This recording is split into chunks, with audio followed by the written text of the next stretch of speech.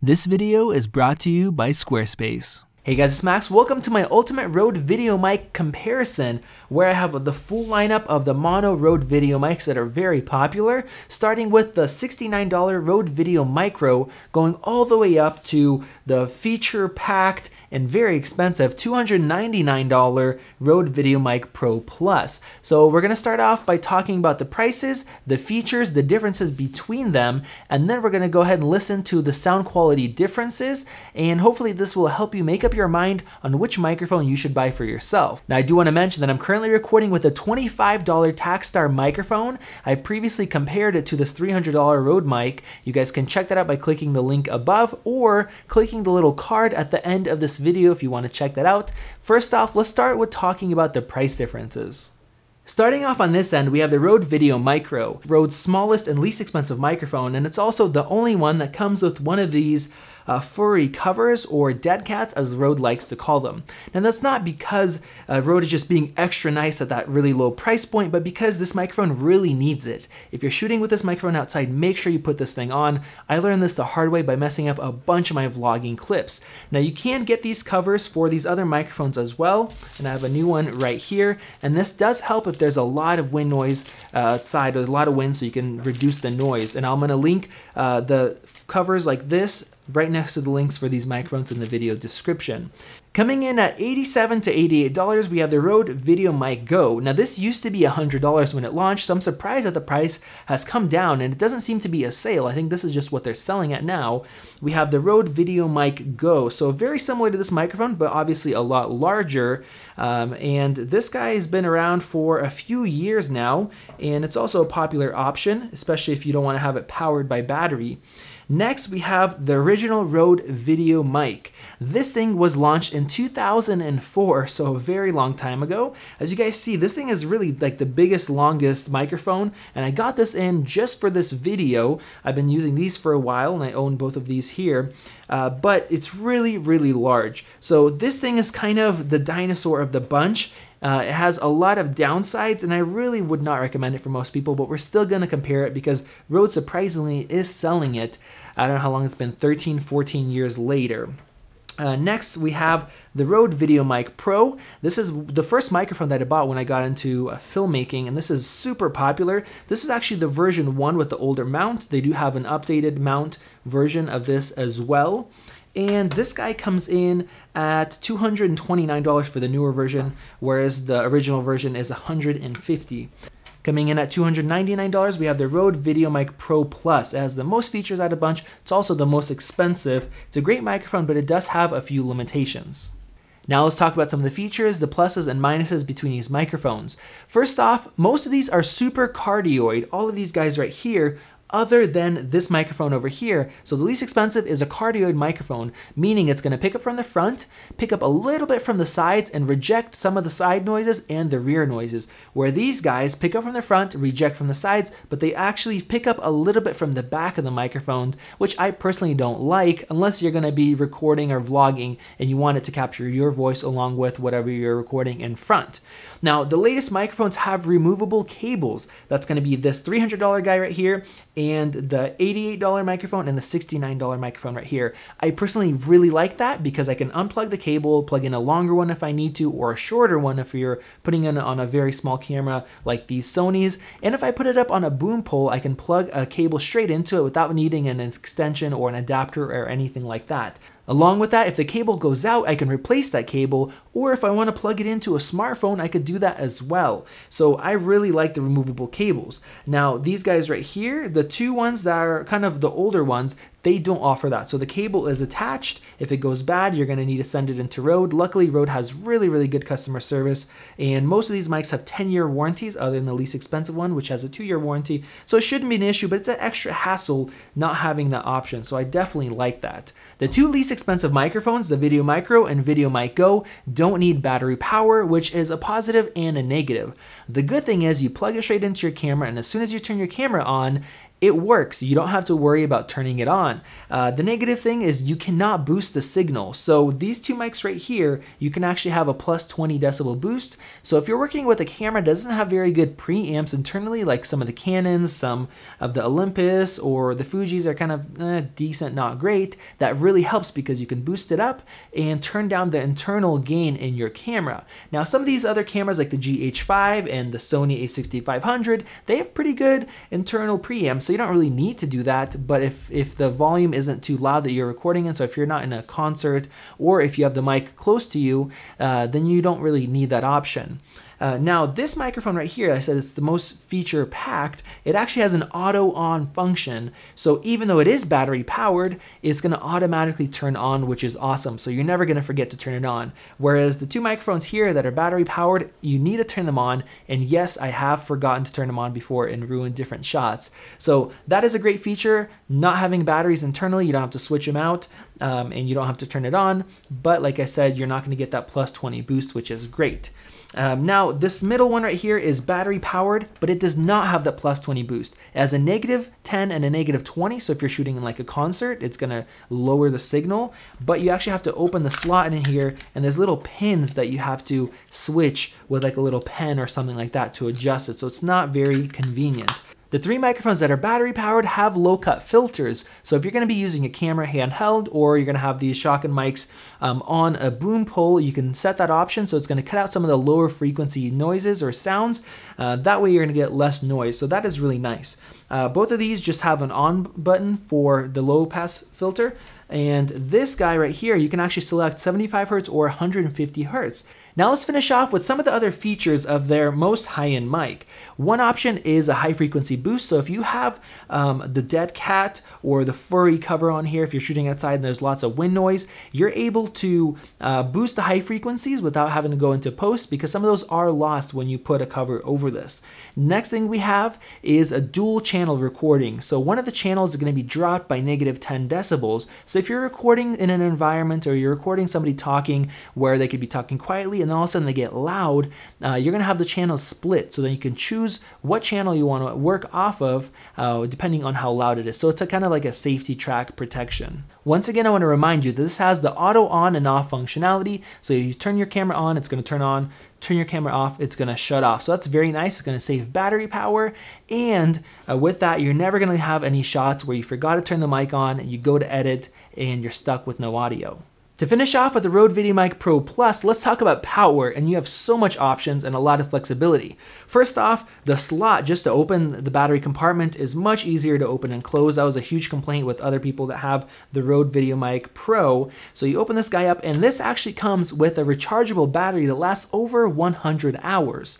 Now, this guy is included, and you can actually charge it in the microphone itself. So we have a micro USB port right here. You can charge it inside. You don't have to take it out and plug it in somewhere else. You can actually power this mic with USB as well. So if this thing is dead, you can plug it into a portable battery pack or plug it into the wall and not only charge the battery, but power the microphone.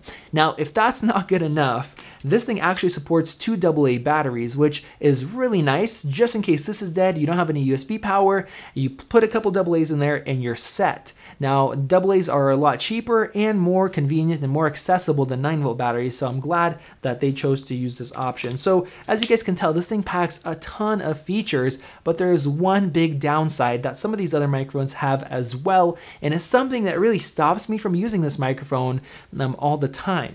That downside, if you guys watch my review, is just like this. Let me pop this on here. The way Rode designed this, and because this removable plug plugs into the back here, if you're going to be using your EVF, you're basically not able to completely set your eye onto the EVF and look through it because you touch this microphone. Now, if you touch the microphone, you're also going to be introducing noise into your audio. That is a very unfortunate oversight. And it's not only when using a small Sony camera. I have a GH5 right here, and you basically get the same thing, and might actually be a little bit worse on the GH5, as you guys can see right here. And so this newest mic has it, where the previous Rode VideoMic Pro had no issues. So the plug was on the side, and it actually didn't protrude this way. So as you guys can see, no problems whatsoever using my EVF when I'm using this microphone. And I know a lot of people are not upgrading this microphone just because of that reason, because they like to use their EVF. Along with that, the oldest Rode VideoMic has that same issue. You guys can see this thing sticks out even more. And this guy, VideoMic GO, $88, $87 right now, also has that same issue. You can plug it in. You guys can see it sticks back quite far. Now, the only mic other than this VideoMic Pro that doesn't have it is the Rode VideoMicro, the $69 mic. So, as you guys can see, I can plug this guy in. Let's go ahead and do that. And no issues. I'm touching this cord. Other than that, I'm not touching the mic. I'm not going to be introducing noise or anything like that. So the cheapest mic doesn't have an issue. The most expensive mic does. Before we check out the sound comparisons, I want to give a big shout out to Squarespace. I've personally built 5 websites using Squarespace, and I've been recommending them for over 4 years now. So when they reached out and wanted to sponsor the channel, it was a no-brainer. Whether you're wanting to build a portfolio site, e-commerce, blog, or anything else, they've got you covered. They have an easy-to-use website builder and great templates with automatic versions for mobile devices. Follow the link in the description to start your free trial and get 10% off your first purchase. To start off the test, I'm going to be mounting these Shotgun mics on a boom pole, and this is what I recommend whenever you're recording anybody who's speaking, as long as you're able to do so if the person is sitting like I am or standing, or if you can have somebody operate a boom pole with the Shotgun microphone attached to it, because the closer you can get the microphone to your subject, the more you can turn down those internal preamps on your camera, which is going to result in less noise from the camera preamps. Along with that, the closer it is to your face, the less it's going to pick up other background noise. So right now I have 2 computers over there, a NAS device over there, and I really want to isolate my voice and, you know, push those and not hear those as much in the microphone. Now on the microphones that support the plus 20 decibel boost, I'm going to have you guys listen to that on the 0 setting and the plus 20 setting because not all cameras you're going to be able to use that plus 20 setting. Canons, typically, the internal preamps can go low enough to where you can use that even if the microphone is close to the subject. Same thing with the Sony. Typically, I can get it low enough to where there's no danger to have it peak. Now, on the Panasonic GH5 and other Panasonics, even if you turn it down all the way to -12 and you have this set to plus 20 or this microphone, a lot of times it's just too hot of a signal or too loud of a signal, so you're going to have a danger of it peaking. Now on this microphone, of course, we have the dual channel recording, so you can set it and have one channel be plus 10 and one be plus 20 effectively. And that gives you a little bit more flexibility. Now, along with the test, you guys are going to listen to the sound quality because these microphones pick up frequency different, and also just listen to background noise as far as other devices and room noise, and also any hiss that could come from internal preamps, like some of these mics, which I'm going to have to turn up more so than these other ones. This is a sound quality test of the Rode VideoMicro. This is a sound quality test of the Rode VideoMic GO. This is a sound quality test of the Rode VideoMic. This is a sound quality test of the Rode VideoMic Pro. This is a sound quality test of the Rode VideoMic Pro. This is a sound quality test of the Rode VideoMic Pro Plus. This is a sound quality test of the Rode VideoMic Pro Plus. So here's what I got from that test. We started off with the Rode VideoMicro, and it sounds quite balanced and quite good, surprisingly, for that price. Moving on to the VideoMic GO, we lost some of that crisp high end in my voice, but we didn't gain any low end like we do with some of these other microphones. On top of that, you can hear some kind of a static noise, some kind of interference that it's picking up. Moving on to the VideoMic, the high sounds very similar, but we get a little bit of a boost on the low end, which does sound nice, and we hear less background noise as well. I don't think it's anything to do with preamps because it was actually set slightly higher on the gain internally, but it's blocking out some of the room noise and some of the other stuff that I have going on here. Moving up to the VideoMic Pro, we get even more boost on the low end, but we lose some of the highs, which I don't like that it's losing those highs. And then there's not really a difference between the 0 and plus 20, not very much of a difference. And then moving up to the VideoMic Pro Plus, we get an even greater boost on the low ends, and we lose even more high end, which is unfortunate. And now on top of that, with the plus 20 settings, it really sounds bad. Now that's not the fault of the microphone. That's actually the A6500 electronically limiting the audio because it was getting too loud. That's because this actually is a little bit louder than all the rest of the mics. It's more sensitive, and that was with the internal gain set to 1, the lowest gain possible. And so I would not recommend shooting this with plus 20 if you're going to boom a shotgun mic close. Of course, you can get the shotgun mic further away from you, but then it's going to be picking up more noise, which kind of defeats the purpose. Now, I also stretched out the audio and I listened to the preamp and the background noise. You guys didn't see this, but I compared it and I wrote down the decibel ratings. The VideoMicro is negative 54 decibels. Moving on to all the rest of these microphones here, we were at negative 48 decibels. So they were picking up more noise floor / room noise. And then this guy in the plus 20 mode was negative 44. So that's the most kind of background noise, but that's because it is a stronger microphone. It gives a stronger signal. So that's why you hear the little bit of a difference in background noise. So this is really surprising to me, and I don't know if this is just a better mic. I don't think it is, but one thing I did notice when I was adjusting for the microphones to set the levels the same, this guy I was recording at 7 on the A6500, so it ranges from 0 to 29. This was 7. This guy right here was 9. This guy was 13. And these were also 13 unless I was recording at that plus 20 decibel where I was 1 at the lowest.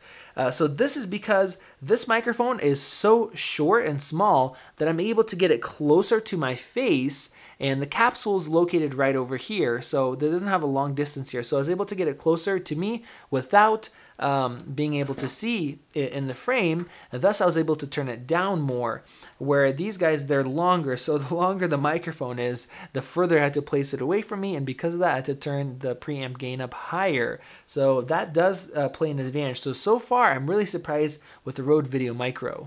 Next, we're going to be testing the shotgun microphones on top of the camera. So right now I have the Rode VideoMicro on my Sony a6500, which is about 6 feet away. Now, I don't recommend shooting this way unless you absolutely have to and you don't have a sound operator with you that can hold a boom, or you can't set something up, because you have to turn up the internal preamps much higher, which means you're going to capture more noise from those preamps, and you're going to be capturing a lot more ambient sound or ambient noises. So I have the Rode VideoMicro on that camera about 6 feet away. We're going to go through all these other microphones here, and you guys can hear the difference. Now let's go ahead and start.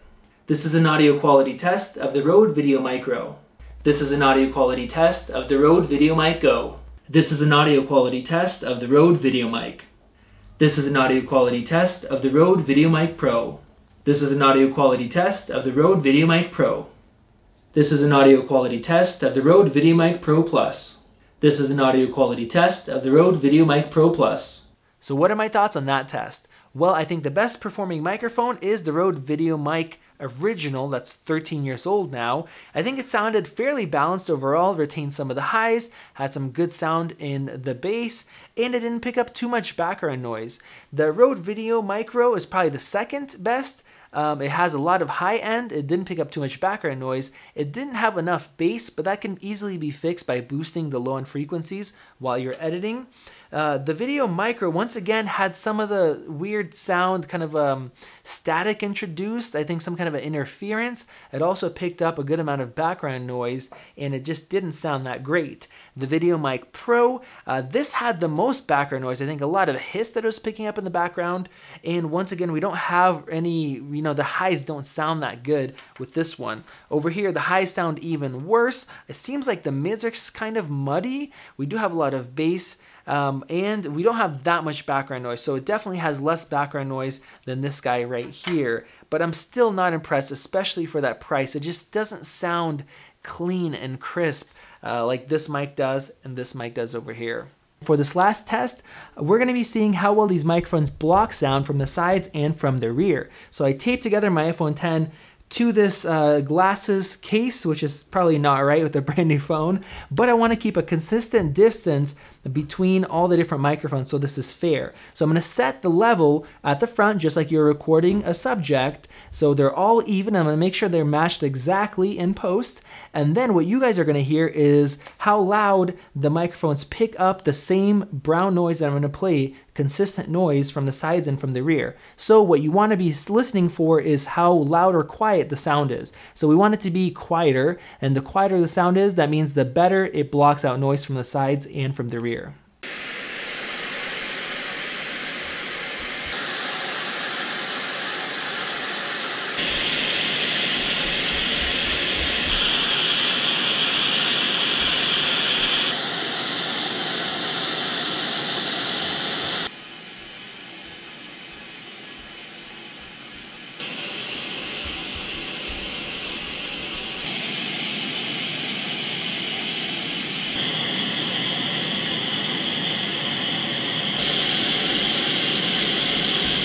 So I was really surprised with this last test. I got these mics as close as I could to -6 decibels when I was recording, and just 2 of them needed to be adjusted by 1 decibel in post, so they'll all be even when the volume and the brown noise was in front of the microphone. Now looking at the sides, this is how well they block noise from the side. The VideoMicro was at -12 decibels, so 6 decibels lower than at the front. The VideoMic GO was at -13 decibels, so it blocked a little bit more sound from the sides. But once again, we have some kind of that noise that's picking up some interference. The VideoMic, the original one, was at -9 decibels, so it's not doing as good of a job as these two here. The VideoMic Pro, even worse, -7, so it only blocked 1 decibel of sound from the side as it did for, compared to the front. So it does pick up a lot of noise, and we saw that in our previous tests. And the VideoMic Pro Plus, -12 decibels, once again just matching up with this guy right here. Now it gets even more interesting looking at how well these block noise from behind the microphone. And like I mentioned in the beginning, these are all super cardioid, so they do pick up a little bit from the back, where this is a standard cardioid and it blocks more from the back. And we can see that from this test. -22 decibels on the Rode VideoMicro compared to -6 in the front, so there's quite a bit of a difference here. -14 here, -15, -11, and -8. So in this test, this guy by far performs the best at blocking noise. This guy does the worst, -8 decibels compared to -6 in the front. So it's picking up a lot of noise from the back. This is slightly better. This guy is kind of average here, and it just gets better on this end. So what is my conclusion after all these tests? Well, honestly, I was not expecting the cheapest video mic from Rode, the VideoMicro, to do such a good job, and it won in a lot of these categories. The biggest complaint against it is not enough bass, which is easy to do in post. It's easier to add bass than to try to get some clarity from some of these other microphones here. So if you want to buy a Rode VideoMic, I think save some money and get this guy. Overall, it does a great job. It's not perfect, but it does a good job. Now, if you're shooting with a Canon camera that has terrible preamps, I still think this is a decent option. It does have its drawbacks, as you guys saw comparing to these, but you can get that plus 20 decibel boost. And then this guy, not a bad option too. I guess if you're shooting with a Canon camera, you're not going to use an EVF because it doesn't have one. So this thing is not going to block you, and of course has the auto on and all the different features to be able to be powered. So let me know what you guys thought in the comment section below. Once again, huge thank you to Squarespace. I've been using them for years. I've been recommending them for years. I've built websites for other people using them.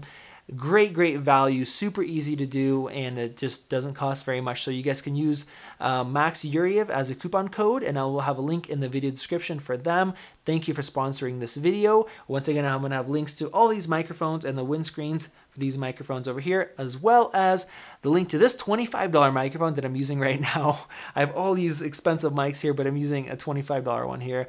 Check that out and check out the video comparing it to this $300 one as well. So thank you guys for watching this video. Make sure you guys hit that subscribe button so you guys don't miss out in the future, and enable those notifications as well. This has been Max, and I will see you in the next video.